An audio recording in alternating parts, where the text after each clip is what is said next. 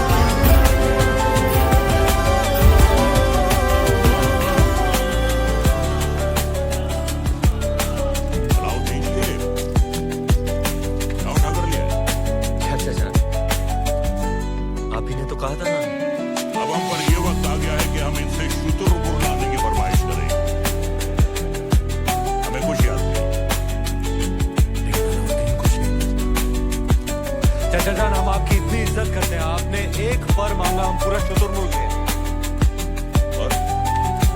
हाँ, याद आया शहजादी मेहरू के लिए। नेहरू बेटे, मेहरू बेटे, जी अब्बूजान। देखो हमने तुम्हारे लिए तोहफे में क्या मंगवाया है। हमारी जान अब तक कुर्बान अब्बूजान। हमारी भी। तुमने हमारी बेटी की ख्वाहिश पूरी की है, जिसके एवज में हम तुम्हें इनाम देना चाहेंगे। क्या चाहिए बोलो। आपकी ख्वाहिश पूरी करने के लिए हमने अपनी जान खतरे में डाल दी, अब हमें आपकी जान चाहिए।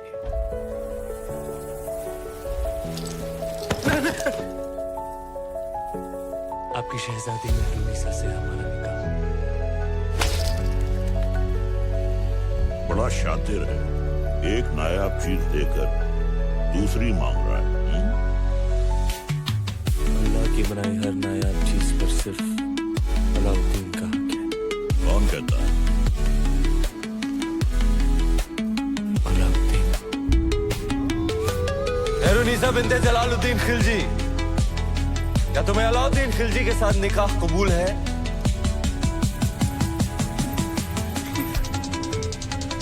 कबूल है।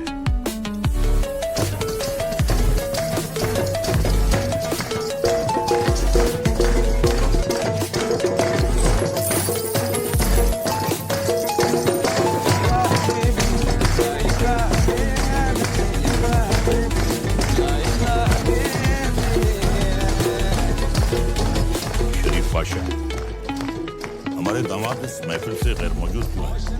उनसे कहिए हमने तलब किया है। जी अभी बुलाते हैं। अलाउद्दीन, अलाउद्दीन, अलाउद्दीन, आज तो तुम्हारी निकाह की रात है, कम से कम आज तो अपने आप को रोक ले। सरदार को पता चलेगा तो तेरा सर काट के रख देगा।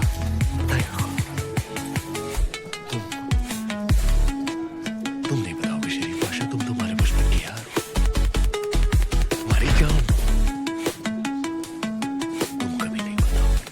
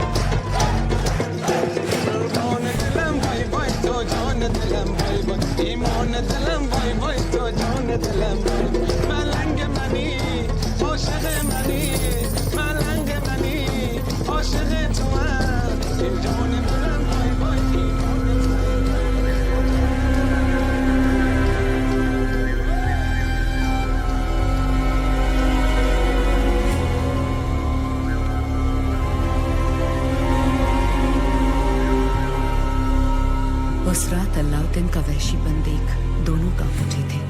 धरती पर मेहरुनिसा और आसमान में चांद। हर नायाब चीज पर हक रखने वाला अलाउद्दीन बेखबर था कि वहां से हजारों मील दूर समंदर के उस पार इस दुनिया की सबसे नायाब खूबसूरती थी सिंघल की राजकुमारी।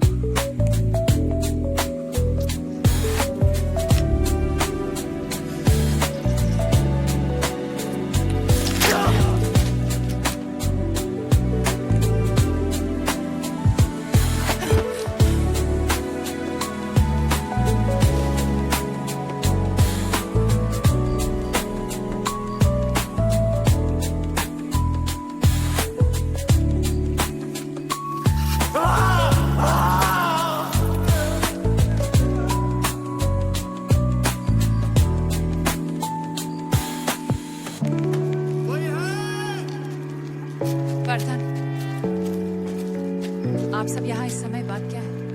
आज ही महल में मेहमान आए थे, मेवाड़ के रावल रतन सिंह जी। आधे शिकार पर निकल गए, फिर वापस महल नहीं लौटे। महाराज ने उनको ढूंढने का आदेश दिया है। महाराज से कहना वो सुरक्षित है, गुफा में विश्राम करें। चलो चलो चलो।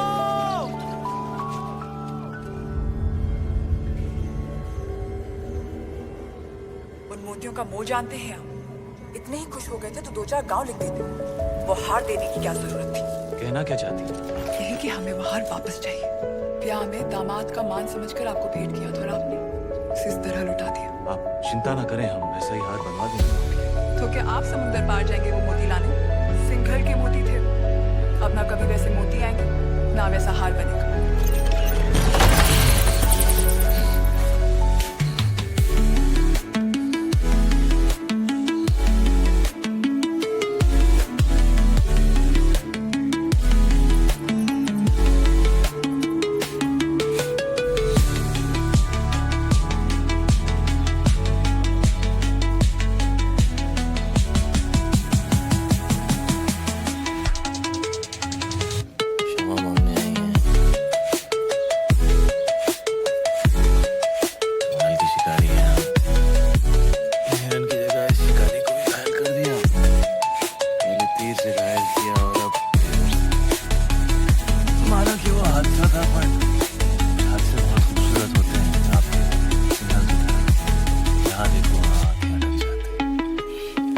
वैसे हम इतनी देर से बातें कर रहे हैं पर हम आपके बारे में कुछ नहीं जानते, आप हमारे बारे में कुछ नहीं जानते। मेवाड़ के महारावल रतन सिंह। कैसे जाना आपने? हमारे मेहमान जो अच्छा स्वागत किया आपने अपने मेहमान का। मेवाड़ छोड़कर सिंगल में क्यों? मोती खरीद यहाँ मोती बिकते नहीं। किस वक्त से? जैसे आप मिले कुछ बताइए अपने। यहाँ का पत्ता पत्ता हमारा नाम जानता। पूछ ले।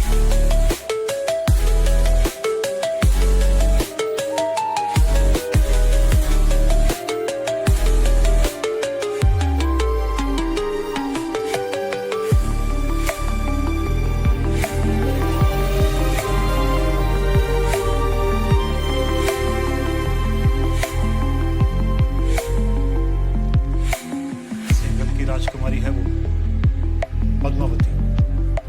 पिछले 2 दिन से आपकी सेवा कर रही है। पद्मावती।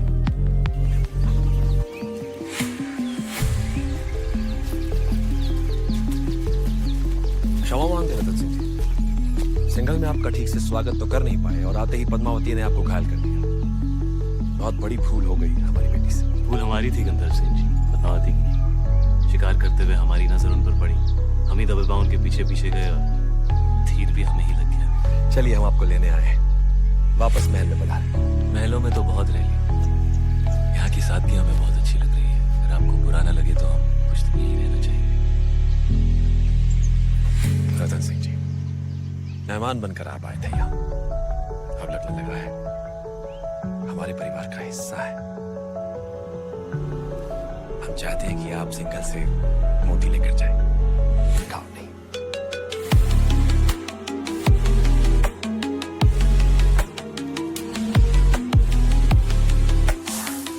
सिंघल के मोती वैसे ही है जैसे आप ढूंढ रहे थे। क्या सोच रहे हैं? मोती मिल गए तो अब वापस मेवाड़ चले जाओगे? हमारे जाने का वक्त आ गया। कैसे जाओगे?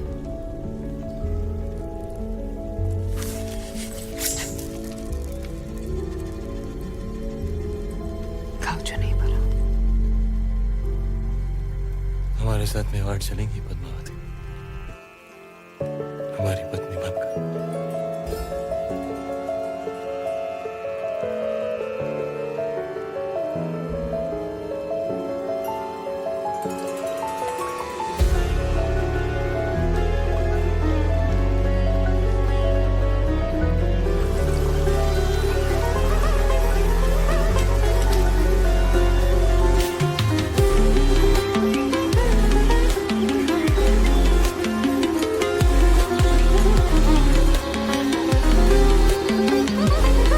राजकुमारी पद्मावती ने अपने पिता राजा गंधर्व सिंह का आशीर्वाद लेकर रावल रतन सिंह से ब्याह किया और दोनों चित्तौड़ की ओर चल पड़े।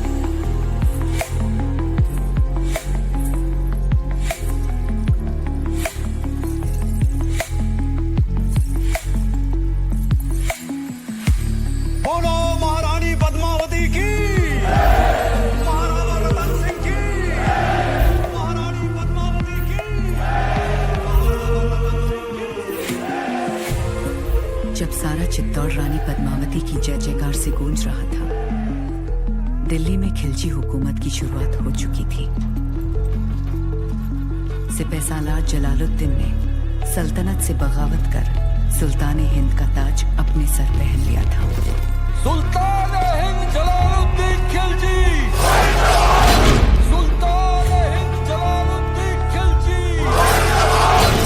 लेकिन उस वक्त भी अलाउद्दीन की नजर हिंद के उस नायाब तख्त पर ही थी। ये तख्त और ताज जितने सुनहरे लगते हैं उतने नोकीले भी हैं। इस तख्त पर बैठकर हमें खुशी भी हो रही है और फिक्र भी, क्योंकि इस वक्त हमारे चारों तरफ दुश्मन ही दुश्मन है। और सबसे बड़ा मसला तो ये कमबख्त मंगोल है। सुल्तान, इस वक्त उन खूंखार मंगोलों से जंग में जीतना नामुमकिन है। उनके मुकाबले हमारी फौज आधी भी नहीं, लेकिन हमारा हौसला उनसे टूटा है। क्योंकि आप लड़ेंगे उन मंगोलों से, खिलजियों के खातिर तो खुदा से भी लड़ सकता है। अपने हौसलों को इतना भी बुलंद मत करो अलाउद्दीन, जिसके बोझ तले तुम खुद ही दफन हो जाओ। गुस्ताखी माफ हो, लेकिन अब तक वो मिट्टी ही नहीं बनी जो अलाउद्दीन को दफन कर सके। हमें तुम्हारे ये खोखले दावे नहीं, सिर्फ और सिर्फ फतेह चाहिए। हम जाएंगे मंगोलों से लड़ने। सुल्तान, आपका यकीन ही हमारी फतेह है।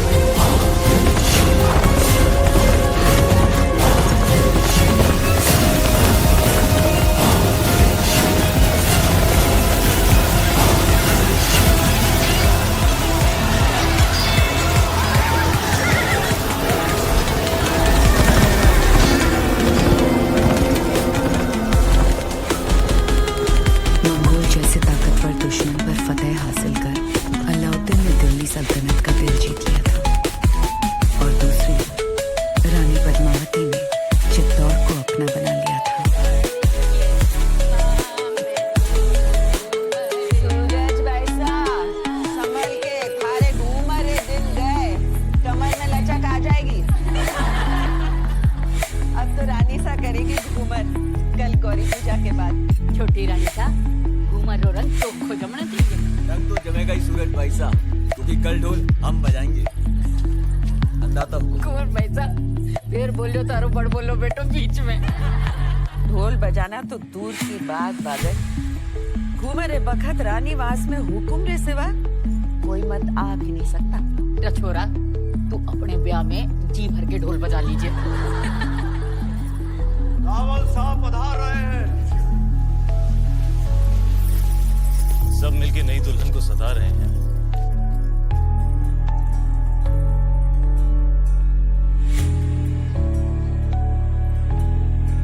राजगुरु शिवालय में आपकी प्रतीक्षा कर रहे हो।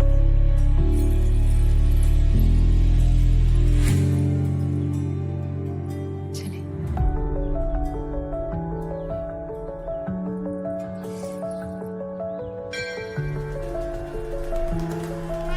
पधारो हुकुम। पद्मावती, आप हैं मेवाड़ के मार्गदर्शक और हमारे राजगुरु आचार्य राघव चेतन जी। हमारे सभी प्रश्नों के उत्तर यही देते हैं। हमारी राजनीति भी इन्हीं की देन है।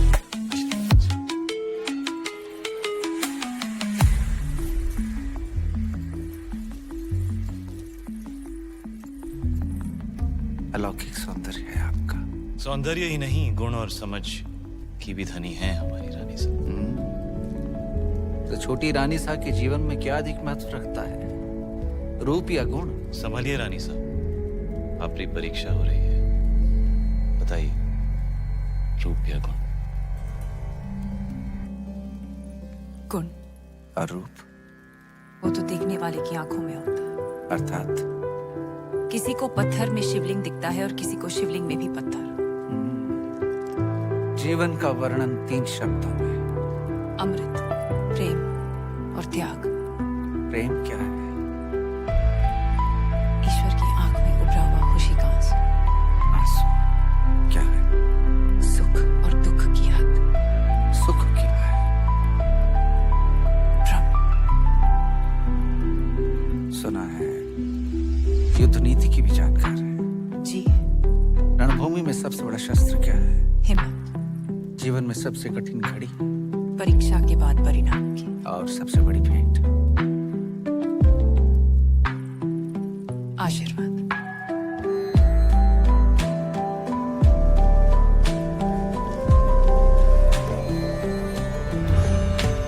आइए रानी साहब।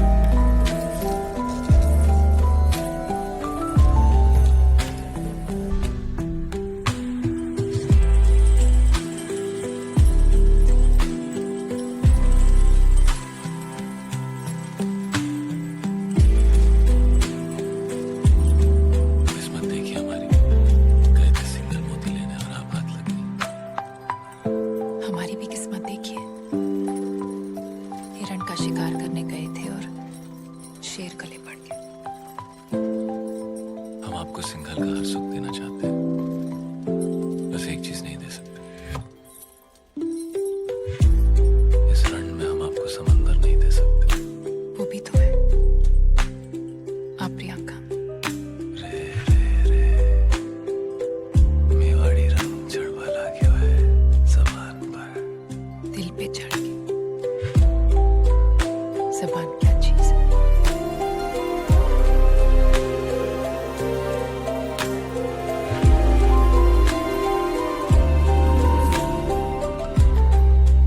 क्या हुआ?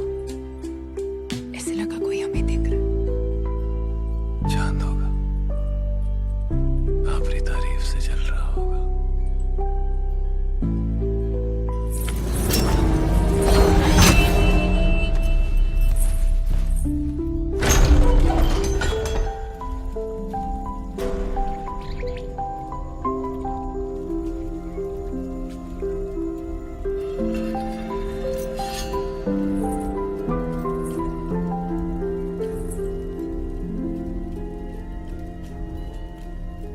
कौन हो सकता है? चंदन की खुशबू आ रही है, और ऐसी खुशबू पूरे चित्तौड़ में एक ही आदमी लगाता है।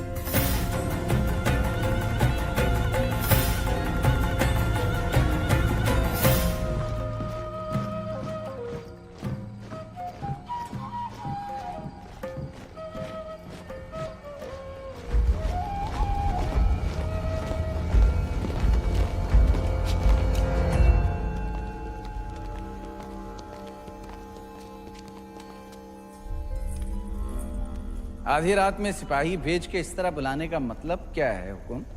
एक अपराधी को सजा देनी है राजगुरु। बस इतनी सी बात है। ये कार्य कल सुबह भी तो हो सकता था।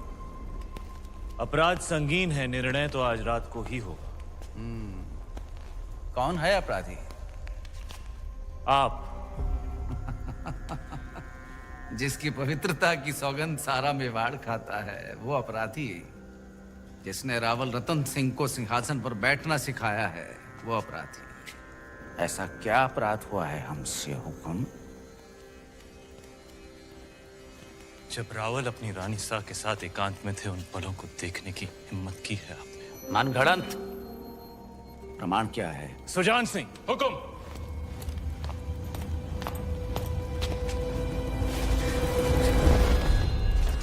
ये घाव हमारी कटार का है और प्रमाण आपका खून खुद दे रहा है। क्षमा कीजिए राजगुरु, हमने आपको गुरु समझा, विश्वास किया, चंदन समझकर माथे पर लगाया, पर आप तो चंदन से लिपटा सांप निकले। अगर हम चाहें तो इसी बखत आपका सर कुचल सकते हैं, पर ब्रह्म हत्या हमारे असूलों के खिलाफ है। ले जाइए इन्हें कारावास में, काल कोठरी का अंधेरा इनकी आंखों को शर्म सिखा देगा। क्षमा करे रावल साहब, पर हम कुछ कहना चाहते हैं। जिसकी मिट्टी में मिलावट हो जाए उसे मिट्टी से दूर कर देना ही अच्छा है। इनके अपराध की एक ही सजा हो सकती है, देश निकाला। हम रानी सा की सोच से सहमत हैं। हमारी मिट्टी में मिलावट।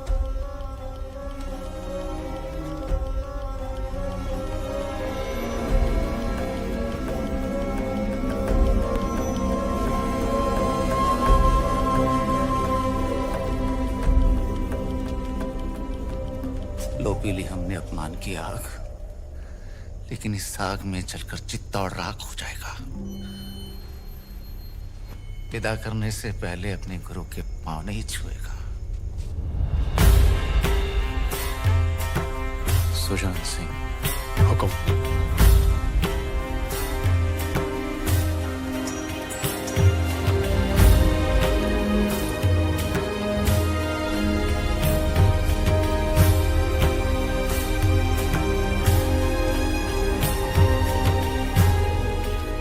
जा रहे हैं इस मिट्टी से दूर, लेकिन पूरे मेवाड़ को घुटने टेकने पर विवश नहीं किया तो मान लेना राघव चेतन इस संसार में था ही नहीं। एक विचार था जो हवा में विलीन हो गया।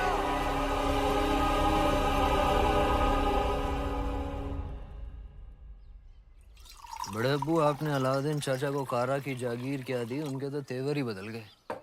आपकी इजाजत के बगैर देवगिरी पे हमला किया और उसे लूट कर यहाँ आने के बजाय सीधा कारा पहुंच गए। इतात बेटे ने सही कहा। अलाउद्दीन न जाने कब आपसे बगावत कर बैठे। मैदान जंग में अलाउद्दीन अपनी तलवार चलाता है बेगम, और हम यहाँ बैठे बैठे सिर्फ अपनी जबान। बड़े अब्बू, हम बस इतना ही कहना चाह रहे हैं कि आप उन पर नजर रखिए। हमारी नजर में अलाउद्दीन सिर्फ हमारे खजाने की चाबी है, बस। हम कल ही करा जाते हैं। वो देवगिरी लूट कर आया है, हम उसको लूट कर आते हैं। सुभान अल्लाह, लाजवाब है तुम्हारा हुस्न, जिसने इन लोहे की जंजीरों को भी कीमती बना दिया। फिक्र मत करो, तुम हमारे हरम में बहुत खुश रहोगी जीताए। गुलाम हो तुम, सुल्तान नहीं। देवगिरी की राजकुमारी को तुम क्या खुश रखोगे? वल्लाह, हमारे इतने जुल्म करने के बावजूद भी इतना गुरूर, कायल हो गए हम तुम्हारे।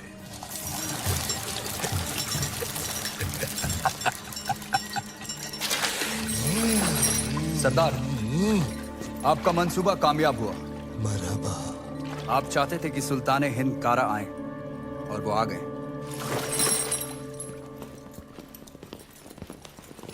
खिलजियों का परचम बुलंद रहे। यकीनन बुलंद रहे। ये अलाउद्दीन सुल्तान हिंद का इस्तिकबाल करता है। खुशबाश, खुशबाश। खुशी भी हुई और हैरत भी। आप बगैर इत्तला किए अचानक कारा में कैसे? यही सवाल तो हम तुमसे पूछना चाहते हैं। देवगिरी लूट के सीधे दिल्ली आने के बजाय तुम यहाँ कारा में कैसे? तो क्या सुल्तान हिंद को अब हम पर एतबार नहीं रहा? ये सारा खजाना देवगिरी से लूट कर आप ही के लिए तो लाए हैं। ये पत्थर नायाब है। ये तोहफा हमने खुद को दिया है।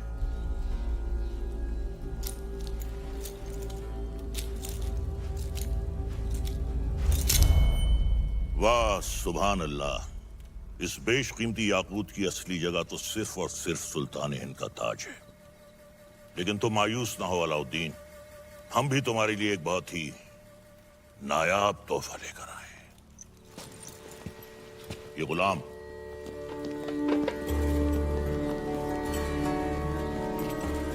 खास तौर से तुम्हारे लिए खरीदा गया है।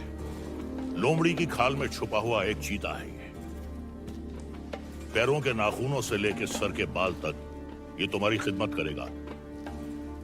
आजमा कर देख लो। नाम क्या है? मलिक गफूर हुजूर। तुम्हारा नहीं, मित्र का। जन्नतुल फिरदौस। क्या कर सकते हो हमारे लिए? सब कुछ। आप कहें तो जान भी दे सकता हूँ। ले सकते हो? जी हुजूर। इन दोनों की जान ले लो। इन दोनों अरे भाई ये दोनों मेरे वजीर हैं।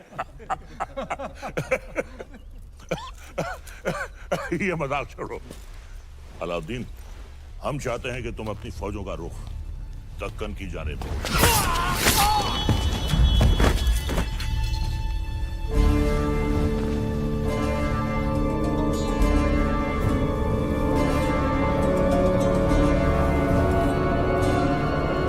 और कुछ ये क्या किया तुमने? आप ही ने कहा था आजमा कर देख लो। चाचा जान, हम आपके तोहफे से बेहद खुश हुए।